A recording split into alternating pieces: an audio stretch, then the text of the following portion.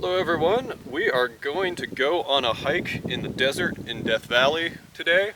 And because it is a desert hike, there is one thing that is very important to bring. You should not forget water.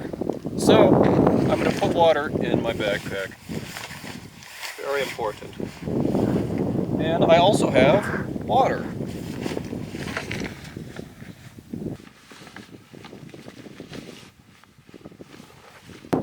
And also Gatorade. And also water.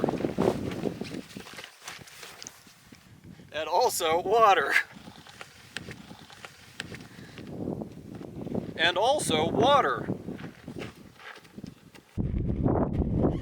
Oh, why is this so heavy?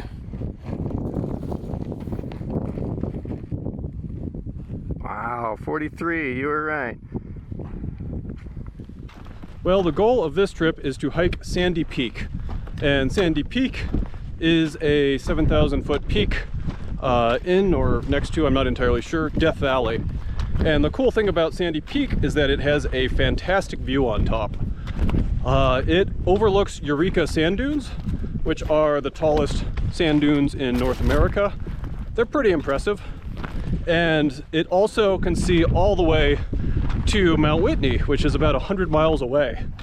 So it's about a 5-mile hike, 3,000 vertical feet of gain, and the plan is to camp on the top. And I am doing this at very end of May, first day of June, and the plan is that the Milky Way will be aligned above the dunes right before sunrise, and the dunes will be illuminated in the moonlight. I tried to do this 2 years ago and it was totally clear right up until the middle of the night, and then a lightning storm came in and the Milky Way was hidden. There was lightning bolts and the sunrise was gray and honestly rather cold.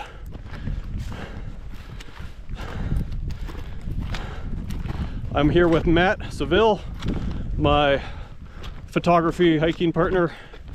He was also with me on the previous trip. This is actually the third time I've done this hike.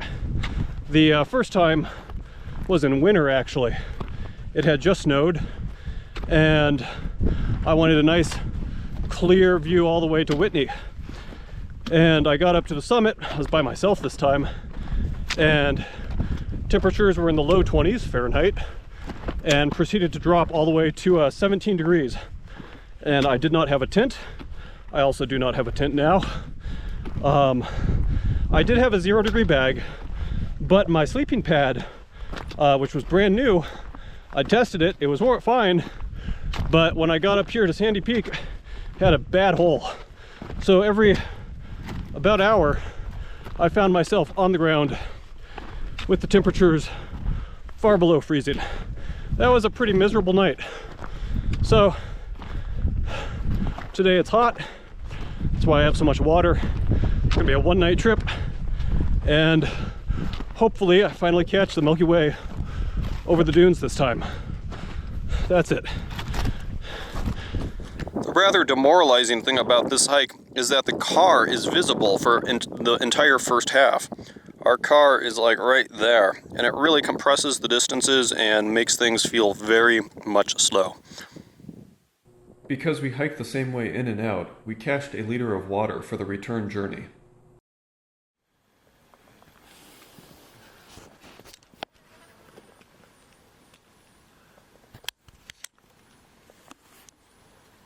Because this is a hot hike, I froze my water bottles, and I have been very grateful for it. The ice water is fantastic when hiking up the hill in June in Death Valley.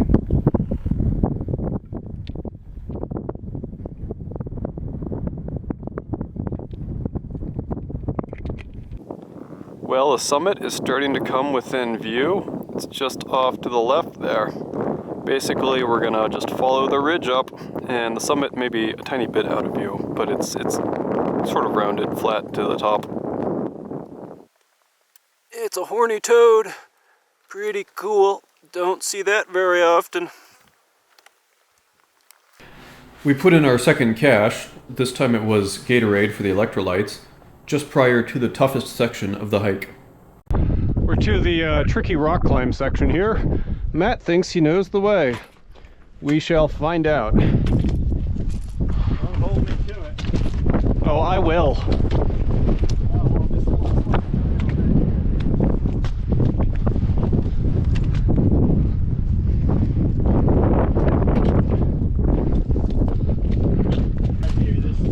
Yep, this is it. Matt knows the way.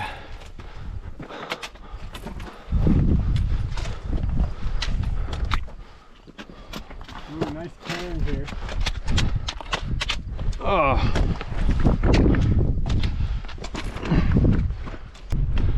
Not bad. Not bad. Stopping for our second water cache here, and the views are getting epic. Got a lot of really cool rocks here. All these formations. Look at this. What makes this? That is just so cool.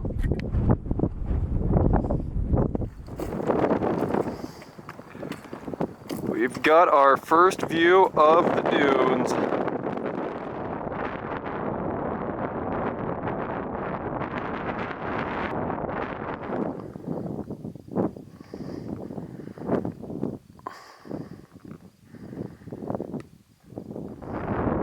Almost to the top.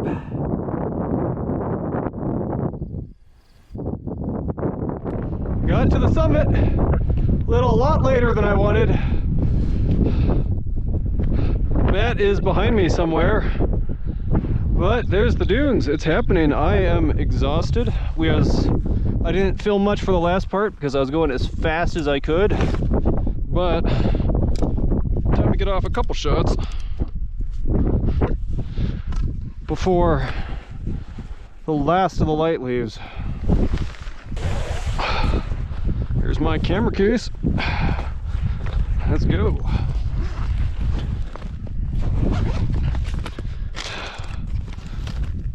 Telephoto lens for the win.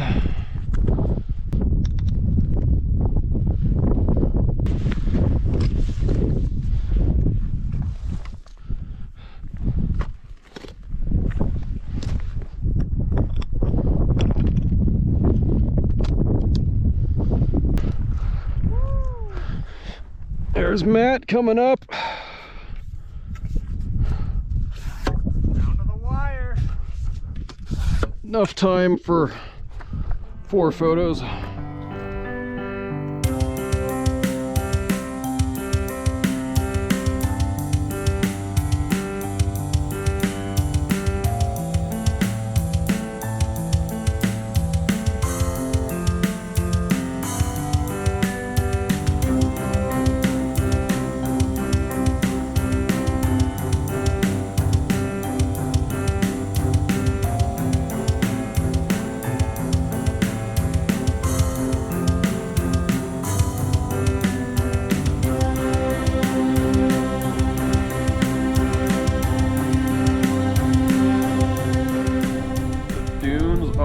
Out of the sun, so therefore I guess it's time for dinner.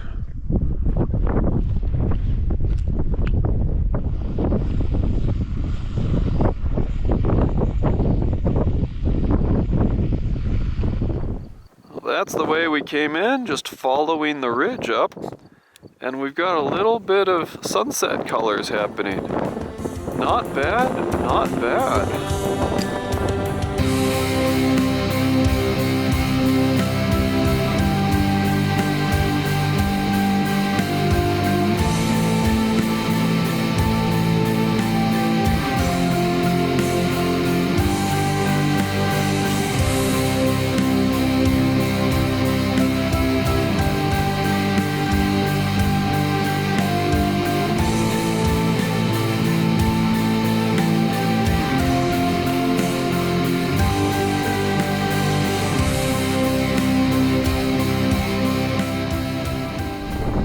is the first light of day, and we are shooting photos.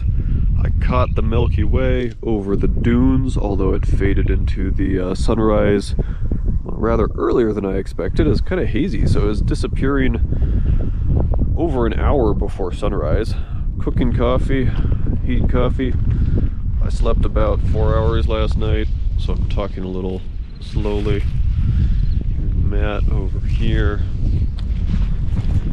Here's the log and USGS marker. This is where Matt and I bivvied last night. No tent. Matt already packed up his bag, but it's a kind of long, thin, vaguely flat, vaguely bush-free area. Only one around. And there's the dunes over there. It's currently 58 degrees. So it got down to about 55 last night. Not bad at all. First light hitting the dunes.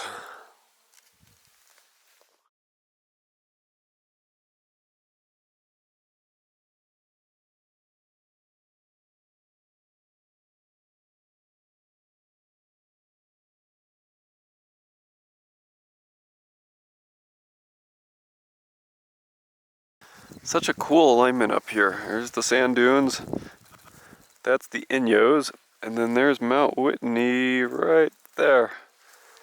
Homestake Dry Camp is off in the right side here. Where's my finger? Right around there. The campground for Eureka Dunes. I feel like this green patch off on the left is kind of new, actually. That's Mount Whitney there. 100 miles away. And the mountain range in front of it is the Inyos. The Lonesome Miner Trail, which I hiked a couple years ago, would be crisscrossing right through the center of this video. Then the foreground mountain range, I'm not too sure what it is. So we were here 2 years ago, and question of the day, how many people will have signed the logbook in the last 2 years? My prediction is 10.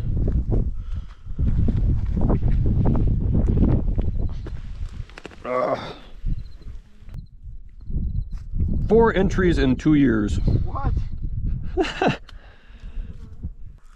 Alright, I guess I gotta write my entry.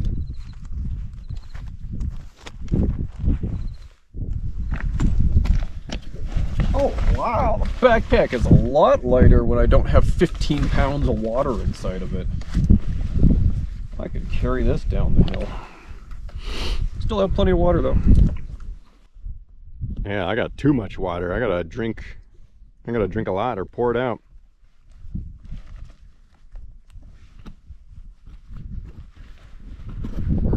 Don't pour out your water, kids.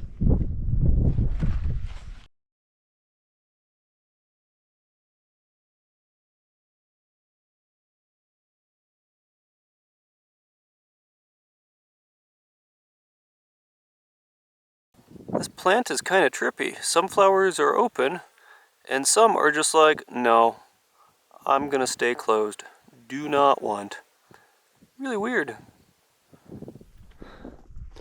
And we're to our first water cache. See how it's doing. In the sun. That was a suboptimal align or placement. Not good. Oh well. But Gatorade. A fact that many people don't know is that mylar balloons are migratory species.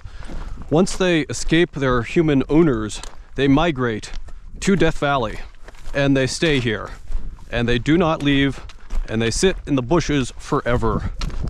And I have carried out so many of these from the wilderness. Mylar balloons should be outlawed because they just stay here forever.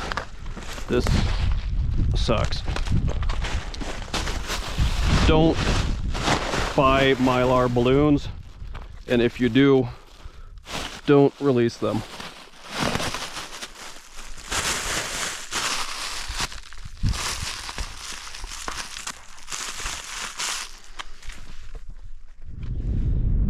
And here we are coming up to the next water cache.